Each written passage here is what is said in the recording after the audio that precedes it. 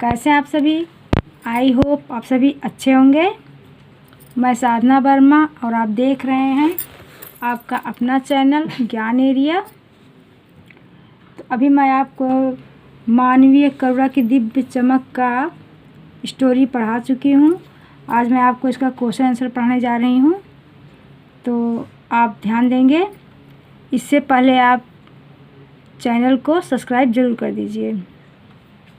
तो चलिए देखते हैं। क्वेश्चन नंबर 1 है, फादर की उपस्थिति देवदार की छाया जैसी क्यों लगती थी। देवदार एक वृक्ष है, तो उसकी तुलना इनसे की गई है कि क्यों ऐसे लगते थे। फादर परिमल के सदस्यों से अत्यंत घनिष्ठ एवं पारिवारिक संबंध रखते थे। वे उम्र के बड़े होने के कारण आशीर्वचन कहते, मतलब जो भी दुखी होता था किसी तरह से उसको अच्छे से बात समझाते थे। दुखी मन को सांत्वना देते, जिससे मन को उसी तरह की शांति और सुकून मिलता जैसे कोई थका हुआ यात्री हो। देवदार वृक्ष की शीतल छाया मिलता है, इसलिए उनकी उपस्थिति देवदार की छाया सी लगती थी। ऐसा फादर के उपस्थिति देवदार की छाया जैसी लगती थी। नेक्स्ट क्वेश्चन है,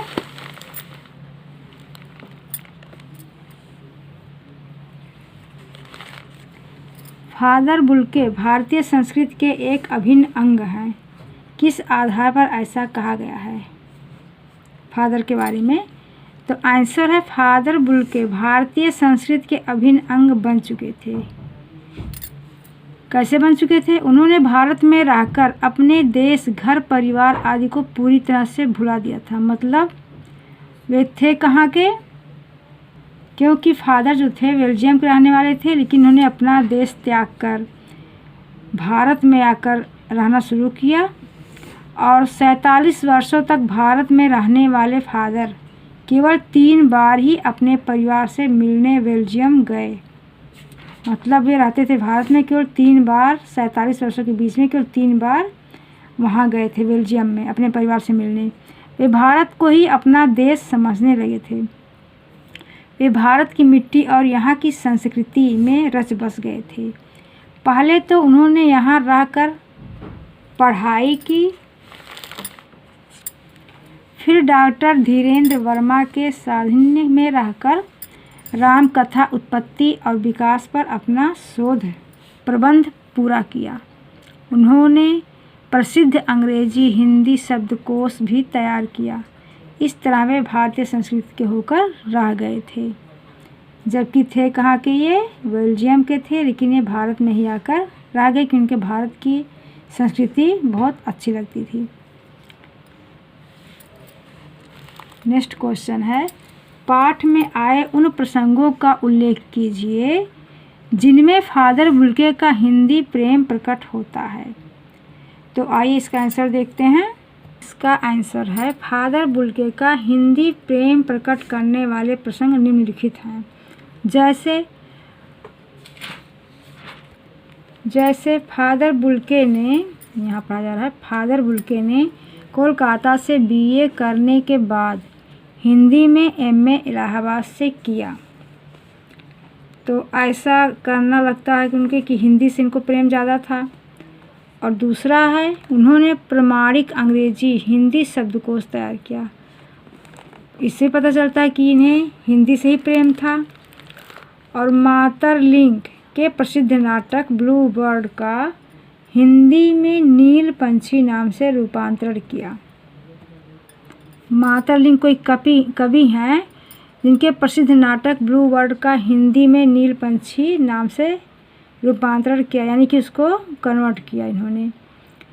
तो इससे पता चलता है कि ये हिंदी के ही ज़्यादा वो थे। नेक्स्ट है, इलाहाबाद विश्वविद्यालय से राम कथा उत्पत्ति एवं विकास पर शोध प्रबंध किया। शोध प्रबंध लिखा इन्होंने, राम कथा के बारे में विस्तार से पूरा लिखा। और फिर लिखा, परिमल नामक हिंदी साहित्य संस्था के सदस्य बने, जहाँ हिंदी के बारे में चर्चाएं हुआ करती थी। परिमल एक गोष्ठी है जहाँ पर तमाम लोग आते थे, वहाँ पर इसके बारे में चर्चाएं होती थी। इससे पता चलता है। वे हिंदी को राष्ट्रभाषा का गौरव दिलवाने के लिए सतत प्रयत्नशील रहे। मतलब हिंदी को ही हमेशा आगे बढ़ाने में लगे रहते थे। नेक्स्ट क्वेश्चन है, इस पाठ के आधार पर फादर कामिल बुल्के की जो छवि उभरती है उसे अपने शब्दों में लिखिए। इसे आप खुद लिख सकते हैं क्योंकि पूरा आपको चैप्टर में पढ़ाई हुई इनके बारे में कि कैसे इंसान थे, कैसे इनका व्यक्तित्व था, किस तरह के सन्यासी थे, सब पढ़ा गया है। लेकिन फिर मैं आपको बता दे रही हूँ थोड़ा, ताकि आपके लिए आसान हो जाए। फादर बुल्के एक निष्काम कर्मयोगी थे, मतलब एक बिना स्वार्थ के ही काम किया करते थे। वे लंबे गोरे भूरी दाढ़ी व नीली आँखों वाले चुंबकीय, यहाँ बच्चा चुंबकीय रहेगा, चुंबकीय आकर्षक से युक्त सन्यासी थे। मतलब इनका आकर्षण इतना अच्छा था कि लोग इनके पास जाते आते थे, ऐसा इनका व्यवहार था। अपने हर परिजन के लिए उनके हृदय में ममता व अपनत्व की अमृतमयी भावना उमड़ती रहती थी। मतलब इनके व्यवहार में अपनत्व बहुत था लोगों के लिए। उनके व्यक्तित्व में मानवीय करुणा की दिव्य चमक थी। वे अपने प्रियजनों को आशीषों से भर देते थे। वे भारत को ही अपना देश मानते हुए यहीं की संस्कृति में रच बस गए थे। वे हिंदी के प्रकांड विद्वान थे, मतलब हिंदी के बारे में उनको बहुत अच्छी नॉलेज थी एवं हिंदी के उत्थान के लिए, हिंदी को ऊपर उठाने के लिए उन्होंने सदैव तत्पर रहते थे कि हिंदी को ही ऊपर उठाया जाए। उन्होंने हिंदी में PhD की उपाधि प्राप्त करने के उपरांत ब्लू बर्ड तथा बाइबिल का हिंदी अनुवाद भी किया। फादर बुल्के अपने स्नेही जनों के व्यक्तिगत सुख दुख का सदा ध्यान रखते थे। वे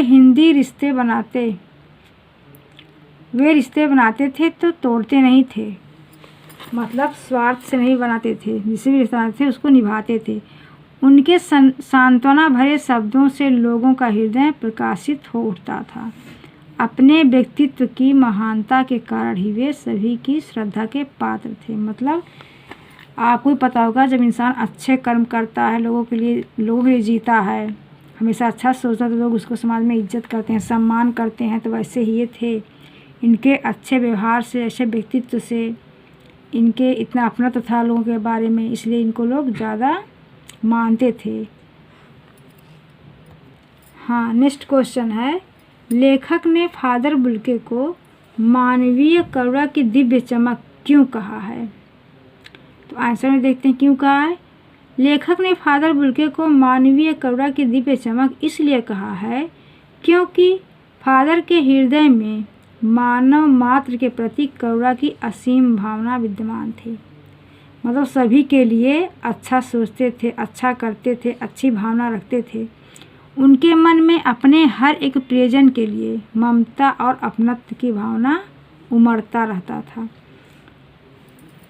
वे लोगों को अपने आशीषों से, मतलब अपने आशीर्वादों से भर देते थे। उनकी आँखों की चमक में असीम वात्सल्य तैरता था। मतलब लोगों के लिए हमेशा प्यार ही उनकी आँखों में दिखाई देता था। वे लोगों के सुख दुख में शामिल होकर उनके प्रति सहानुभूति प्रकट करते थे तथा उन्हें सांत्वना भी देते थे। लोगों का कष्ट उनसे देखा नहीं जाता था। लेकिन आजकल के समाज में कैसे लोग हैं, स्वार्थी दम से हैं, लेकिन ये ऐसा नहीं थे। इसलिए इनको लोग ज़्यादा श्रद्धा का पात्र मानते थे, क्योंकि अच्छे इंसान थे, लोगों के बारे में हमेशा सोचते थे, उनके बारे में अच्छा करते थे, इसलिए। हाँ, तो क्वेश्चन 6 है, फादर बुल्के ने सन्यासी की परंपरागत छवि से अब अलग एक नई छवि प्रस्तुत की है। कैसे प्रस्तुत की है? आंसर देखते हैं। प्रायः सन्यासी सांसारिक मोह माया से दूर रहते हैं। मतलब जो सन्यासी आमतौर पर रहते हैं वो केवल भगवान के पूजा पाठ में ही अपना समय व्यतीत करते हैं और बाकी कुछ नहीं ध्यान देते हैं, समाज में क्या हो रहा है अच्छा बुरा कुछ नहीं ध्यान देते हैं। लेकिन ये ऐसे नहीं थे, जबकि फादर ने ठीक उसके विपरीत छवि प्रस्तुत की है। परंपरागत सन्यासियों के परिपाटी का निर्वहन न कर वे सबके सुख दुख में शामिल होते। एक बार जिससे रिश्ता बना लेते उन्हें उसे कभी नहीं तोड़ते, मतलब उसको हमेशा निभाते रहते थे। सबके प्रति अपनत्व, प्रेम और गहरा लगाव रखते थे। लोगों के घर आना जाना नित्य प्रति काम था इनका। इस आधार पर कहा जा सकता है कि फादर बुल्के ने सन्यासी की परंपरागत छवि से अलग छवि प्रस्तुत की है। नेक्स्ट है 7 क्वेश्चन, जिसको आशय स्पष्ट करना है, आशय में उसका अर्थ बताना है। नम आँखों को गिनना स्याही फैलाना है, इसका अर्थ क्या होगा देखते हैं।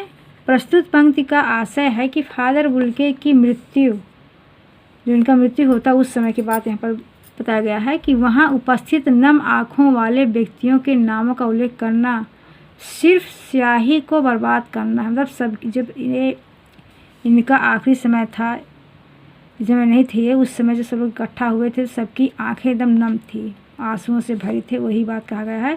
कहने का आशय है कि आंसू बहाने वालों की संख्या इतनी अधिक थी कि उसे गिनना संभव नहीं था, क्योंकि आपको पहले पढ़ा जा चुका इसमें बुक में कि फादर बुल्के बहुत अच्छे इंसान थे। सन्यासी होते हुए सन्यासी तो नहीं रहते थे, समाज में लोगों से व्यवहार बना के रखते थे, उनसे अपनत्व का भावना था, लोग सुख में शामिल होते थे, आना जाना था और रिश्ता बनाते, रिश्ता निभाते भी थे। इस तरह से इनको लोगों से गहरा लगाव था, तो समाज के लोग इनसे ज़्यादा प्रेम करते रहे होंगे, इसलिए वहाँ पर बहुत लोगों की संख्या में लोग उपस्थित थे।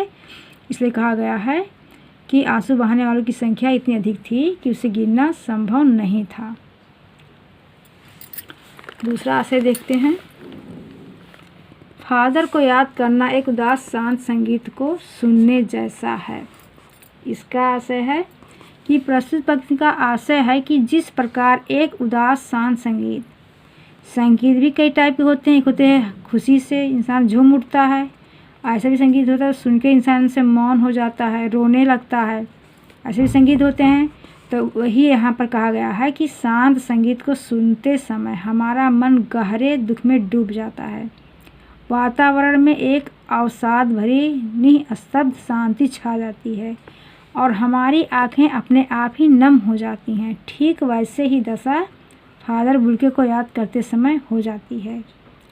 अभी आपको ऊपर भी बताए हैं कि ये क्यों ऐसा लगता था कि अच्छे इंसान थे, इसलिए उनको याद करना जैसे कोई शांत संगीत को सुनने जैसा था। मतलब जैसे कोई संगीत सुन के इंसान रो देता है, वैसे ही इनको याद करके लोगों की आँखें में आंसू आ जाते थे, ऐसा कहा जा सकता है। फिर 8वां क्वेश्चन है रचना और अभिव्यक्ति। इसे आप खुद से भी लिख सकते थे, कि मैं फिर भी लिख दी हूँ। आपके विचार से बुल्के ने भारत आने का मन क्यों बनाया होगा, आप खुद लिख सकते हैं, बहुत इजी है ये। हमारे विचार से फादर बुल्के ने भारत के प्राचीन एवं गौरवपूर्ण इतिहास तथा यहाँ की सभ्यता, संस्कृति, जीवन दर्शन, सत्य, अहिंसा, प्रेम, धर्म, त्याग तथा ऋषि मुनियों से प्रभावित होकर ही भारत आने का मन बनाया होगा। क्योंकि हमारे देश को लोग कहते हैं सोने की चिड़िया कहा जाता है। इसके ऊपर एक गाना भी है जो बहुत प्रसिद्ध गाना है, जहाँ डाल डाल पर सोने की चिड़िया करती है बसेरा, वह भारत देश है मेरा। तो हमारा देश ही इतना महान है, यहाँ के इतिहास इतने अच्छे हैं, जिससे लोगों को शिक्षा मिलती है, तो इसलिए इनको यहाँ पर अच्छा लगा होगा, इसलिए यहाँ पे इन्होंने आया होगा, ऐसा है। तो बच्चों आपको मैं ये पढ़ा चुकी हूँ चैप्टर, और इसको आप अच्छे से पढ़ें क्योंकि आपका एग्ज़ाम भी आने वाला है और आप लोग अच्छा से देख रहे हैं, सब्सक्राइब भी बढ़ रहे हैं, इसमें मुझे बहुत खुशी हो रही है। तो फिर आपको मिलते हैं नेक्स्ट वीडियो में MCQs के साथ। ओके बाय बच्चों।